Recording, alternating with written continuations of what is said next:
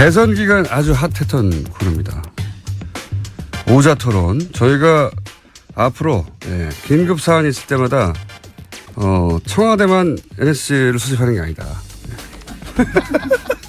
뉴스 공장 5당 안보회의를 저희가 사안이 있을 때 긴급히 소집하기로 했는데 오늘 소집 날짜가 잡혀가지고 5분을 모셨습니다. 이제는 일당이 아니라 이제 여당이 됐기 때문에 첫 번째로 소개해드리겠습니다. 더불어민주당 이철희 의원 나오셨습니다. 안녕하십니까. 네, 자유한국당 정유섭 의원 나오셨습니다. 네, 안녕하세요. 네, 국민의당 송금주 의원 처음으로 나오셨습니다. 네, 안녕하십니까. 바른정당의 진수희 전 의원 나오셨습니다. 네, 안녕하세요. 저희가 애정하는 의원님입니다.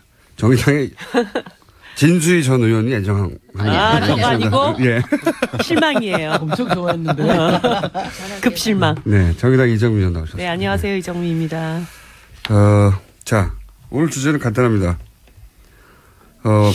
이철희 의원 방어, 나머지 공격. 저는 이정미 의원을 믿습니다. 권력을 주란 말이에요. 자, 그러면 이제 우선 여당이 됐으므로 네, 이철희 의원님께서 이낙연 총리 후보자 인사청문회가 이렇게 문제가 되고 있는데 이거 어떻게 해야 되느냐. 여당의 입장을 대변해 주신 다음에 얻어 터지시는 시간 갖도록 하겠습니다. 자. 제가 이낙연 총리 후보자 청문위원으로 참여했던 사람이라 쟁점이 뭐였는지는 잘 알고 있고요. 또 이게 과연 이제 그야말로 낙마시킬 사유냐 아니냐에 대해서는 뭐 제가 그 야당 청문위원들하고도 얘기를 해봤는데 그를 사유로 보시는 분들은 없는 것 같아요. 그러나 전체적으로 대통령이 공약한 사항에 대해서 가장 중요한 첫 번째 인사부터 못 지킨 거에 대해서 문제제기하는 거기 때문에 청와대도 그 점에 대해서는 솔직히 인정을 했고요. 또 임종석 비서실장이 해명성 사과를 했기 때문에 저는 약간의 시간만 좀 지체될 뿐 크게 보면 협치의 틀은 저는 유지될 거라고 봐서 청와대나 저희 여당이 적극적으로 야당을 설득하고 또 인사청문회 기준이라 그럴까요? 인사 기준에 대해서 협의를 해 나간다면 원만하게 풀리지 않을까 싶습니다. 자, 이렇게 낮은 자세로 목소리마저 약간 비굴하고 제발 봐달라며 여당에 대한 이철희 의원의 이야기가 있었고요. 여기 대해서는 뭐 지금 순서대로 할 필요가 없기 때문에 말씀하실 분은 손들어서 말씀하시면 됩니다. 예. 누굽니다고 말씀해 주세요. 자유한국당 정유섭 의원입니다. 저도 이낙연 그 지사에 대해서 굉장히 의외였어요. 이게 4선 의원이시고 지사 지내고 그래가지고 그렇게 흠결이 없을 줄 알았는데 사람은 역시 털어서 먼지 안 나는 사람 없다. 그래가지고 완전한 사람은 없는 것 같습니다. 이낙연 의원이 과거 기준에 의하면 당연히 부적격이죠. 총리로서 그 도덕적인 흠결이 분명히 나왔습니다. 그것도 한두 가지가 아니라 여러 가지가 나왔어요. 그렇기 때문에 당연히 부적격인데 이거를 그러면 어떻게 할 거냐. 지금 뭐 엊그제 임종석 비서실장이나 우원식 여당 원내대표 얘기했듯이 지금 내각을 빨리 구성해야 되고 국정안정을 해야 되는데 지금 총리 인준 가지고 이렇게 끌 거냐 하는 그런 문제가 있어요. 그래서 저희는 생각이 이게 어쨌든 정치적인 타결이 있어야 되겠다. 정치적인 해법을 모색해야 되겠다. 흠결은 있지만 지금 상황을 봐서 이거를 인준하는 것에 관해서 정치적으로 각 당에서 협의를 해서 결론을 내줬으면 좋겠다 그렇게 생각을 합니다. 그러니까요. 그 결론을 어떻게 내려야 하는 거죠? 그럼 뭐 이제 우리 당에서 요구한 거는 뭐 대통령 유감 표명이다. 그다음에 어떤 기준을 세워라 뭐 이런 게 있었잖아요.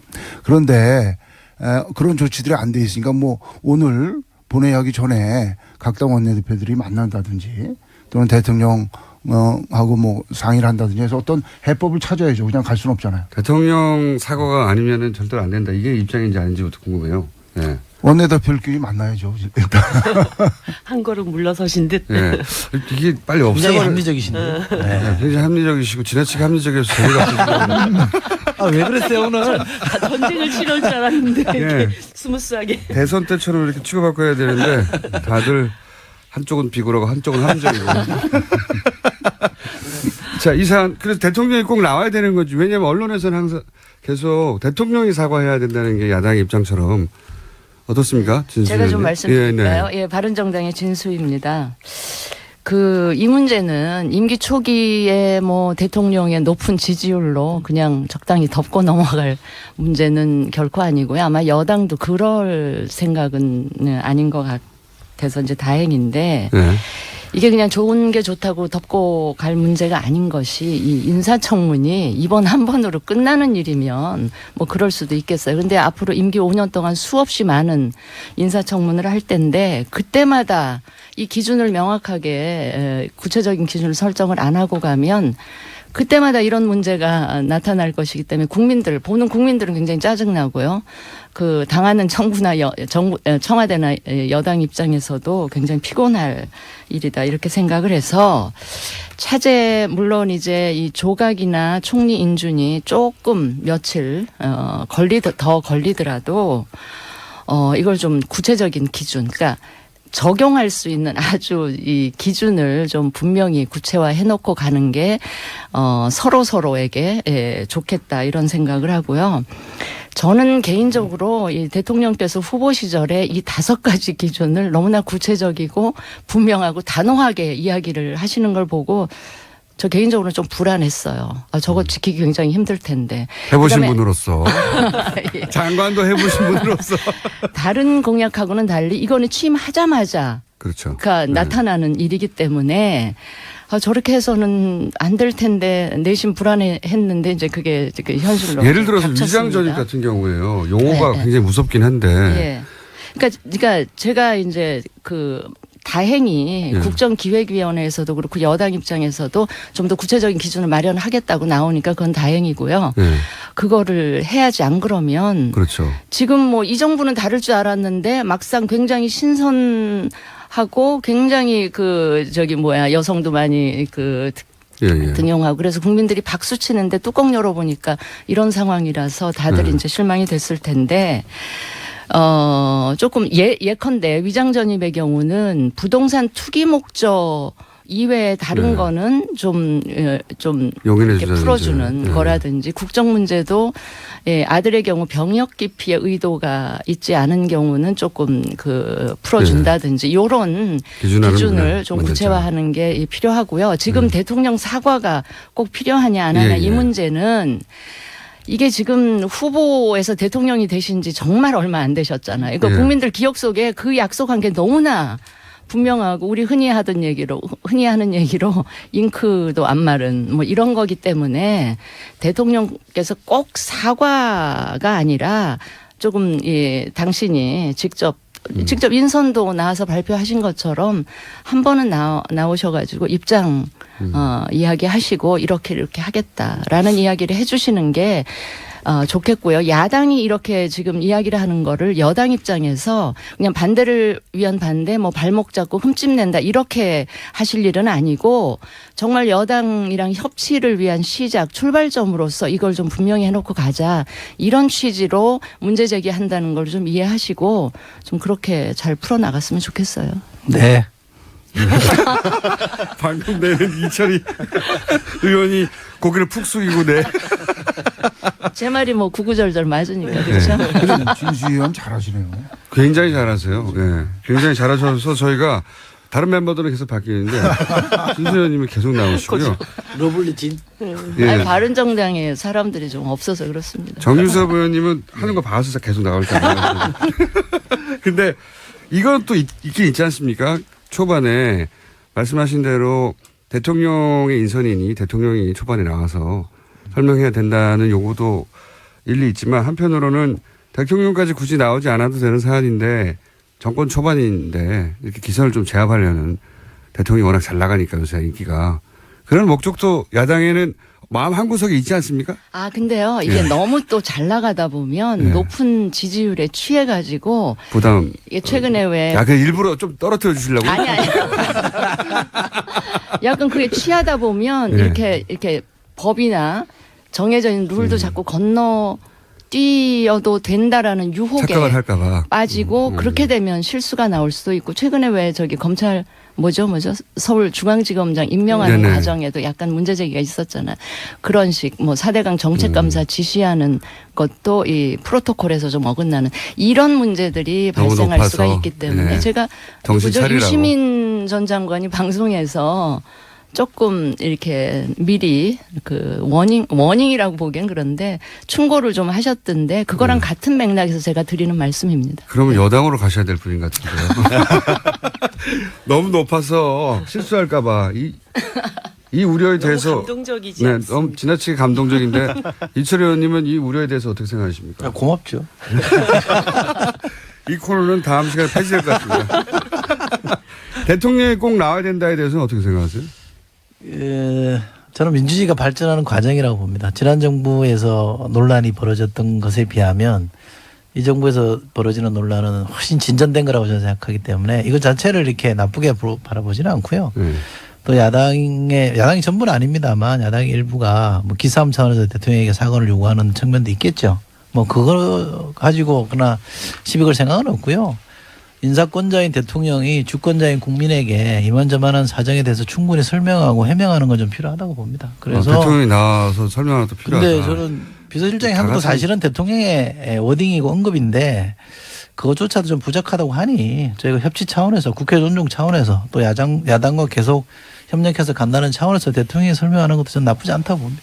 개인 의견이면 토를 달아서. 감비구를 하죠. 예. 그래서 네. 청와대에 못 들어간 거예요.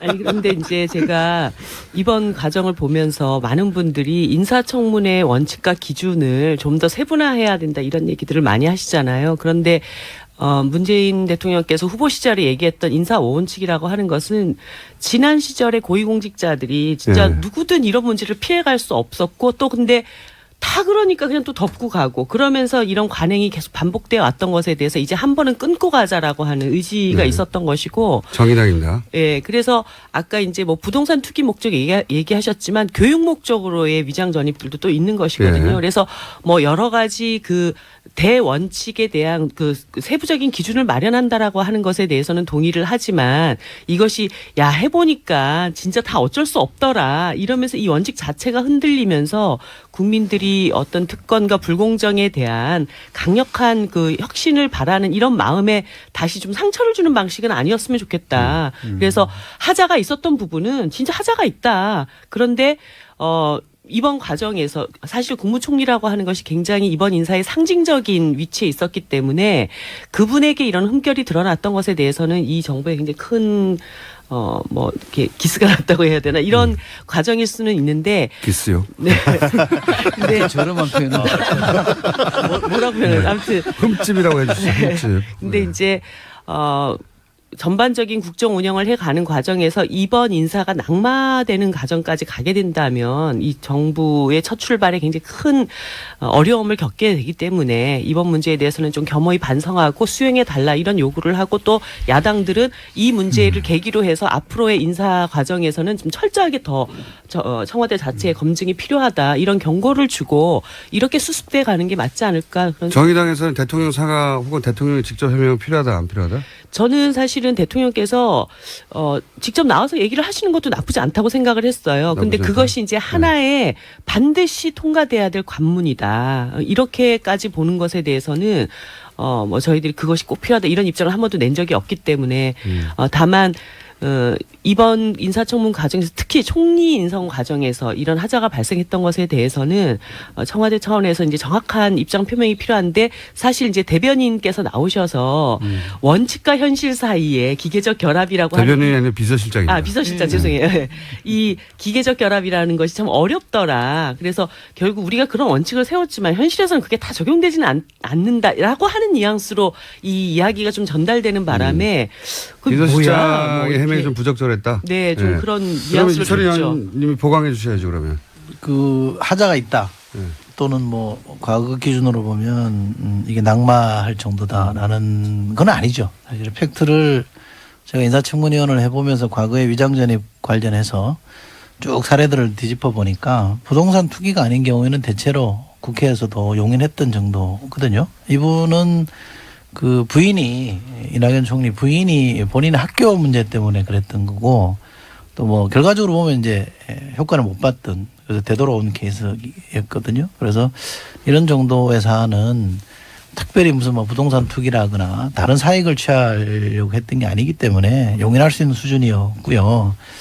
큰 하자라 그러는데 좀 굉장히 섭섭하게 들립니다. 예. 아니, 큰 하자는 아니고요. 아니 말씀하시고 제가 말씀을 드릴게요. 아니 진수입니다. 아니, 근데 이게 청이라고 하는 과거 인사에 과거 정부하고 비교를 아니, 물론 하면 안 그렇습니다. 되고요. 물론 과거에는 그렇습니다. 그런데 부동산을 사랑해서 했다는 분들도 있었어요. 아니 대통령 본인의 입으로 해명이, 예. 입으로 얘기한 이제 원칙하고 달라진 점 어쨌든 그 점 때문에 대통령이 그런 공약을 했기 때문에 예, 예. 아니, 그러니까 근데 제가 그 드리고 부분을 싶은 좀 정리를 말씀은 해야 될 것 같아요. 송금주 의원님 네. 등장하셨습니다. 송금주입니다. 제가 간단하게 정리를 해드리면 예.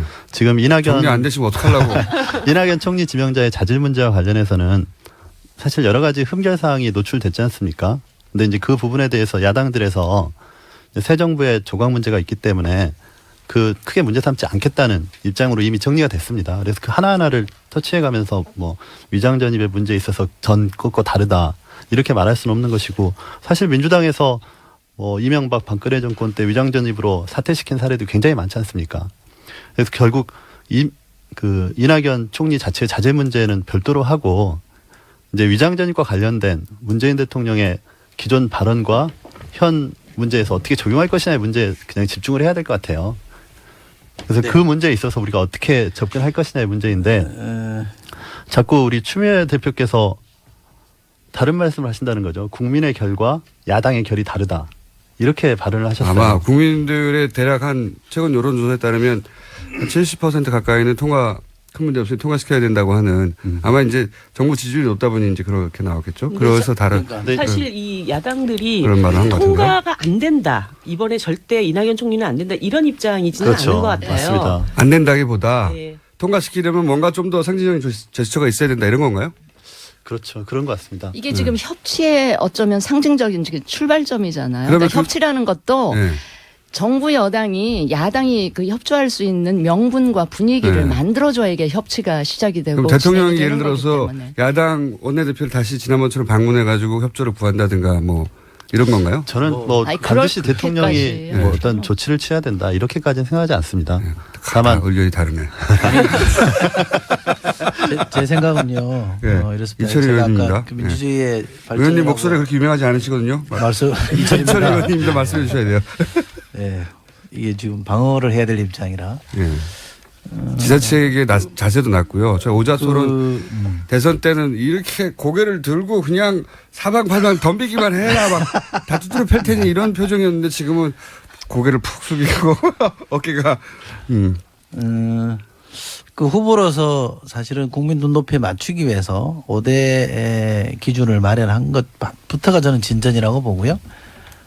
또 대통령이 되고 나서 사실은 야, 그때 얘기하고 지금 얘기하고 다르더라. 어쩔 수 없다. 너무 발목 잡기 하지 마라. 이렇게 청와대가 나오지 않은 것만 해도 저는 상당히 진전된 자세고 이 문제에 대해서 야당의 목소리를 들으려고 하고 그러면서 이 기준의 자체도 좀 과했던 측면에 대해서는 좀 고치겠다. 이런 설득하는 과정이 저는 상당히 좀 차별화된 지점이라고 봅니다. 그런 정도로기 때문에 국민들이 이 약간의 흠결에도 불구하고 해줘야 되는 거 아니냐 이런 여론이 많은 것 같고요. 저도 완전 뭐 완벽하다 이렇게 주장하는 건 아닙니다만 집권 초기고 지금 인수위 없는 지금 집권이잖아요. 그러니까 이게 총리도 지금 없어요. 그러니까 이 인사 제청을 할 사람도 없는 상황이라 굉장히 난감한 국면이거든요. 근데 지금 북한은 미사일 계속 쏘고 경제 위기는 계속 가중되고 있기 때문에 이런 점을 좀 감안해 주십사. 지금 청와대나 정부 여당도 막 큰 소리 치는 게 아니라 우리도 좀 반성할 대목이 있다라고 하는 거니 좀 대성적 차원에서 좀 풀어달라 이렇게 말씀드리고 있는 거지. 우리가 뭐 국민 눈높이와 왜 야당 눈높이가 다르냐 이렇게 흔히 말하듯이 급박하는 건 아니니까 그렇게 오해하지는 마시고요. 좀 도와주십시오.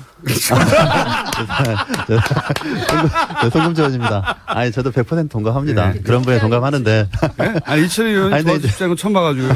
납작. 아니 그러니까 보니까 역시 여당이 됐습니다. 과거의 여당의 결하고 비슷한. 북한 미사일 나오고 말씀하시는데. 경제 위기 나오고. 근데 사실 과거의 여당이 이렇게 납작 엎드리지는 않았어요. 그렇죠. 우리가 뭐가 잘못했는데 그러면서 그렇죠. 그때는 끝까지 협박했죠. 버텼지. 감사합니다. 민생 때문에 아니, 그래서 당신들이 예. 이철희 의원님 방금 발언과 과거 얘기하지 별도로 맙시다. 미래 얘기를 해야지 왜 과거 얘기를 해. 그러니까 저 청와대 비서실장이 자유한국당에- 나오셔서 바로 조치를 취하신 거는 합당하다고 생각합니다. 근데 이제 잠깐만요. 네. 자유한국당 정유섭 의원님이 과거 얘기 좀 하지 맙시다라고 하신 거죠. 네. 예. 목소리를 아직 사람들이 모르기 때문에 목소리 지문이 아직 귀에 안 박혔어요. 아니 저는 그래요. 과거에 아니, 발음 타이밍은 아니고요. 발음 송금주 의원님이 하셔야 되는데 목소리 툭 튀어나와서 다 웃었는데 왜 웃었는지 목소리만은 모르실 것 같아서 제가 설명을 드린 거고요. 예. 계속 할까요? 네네. 네. 송금주 의원입니다.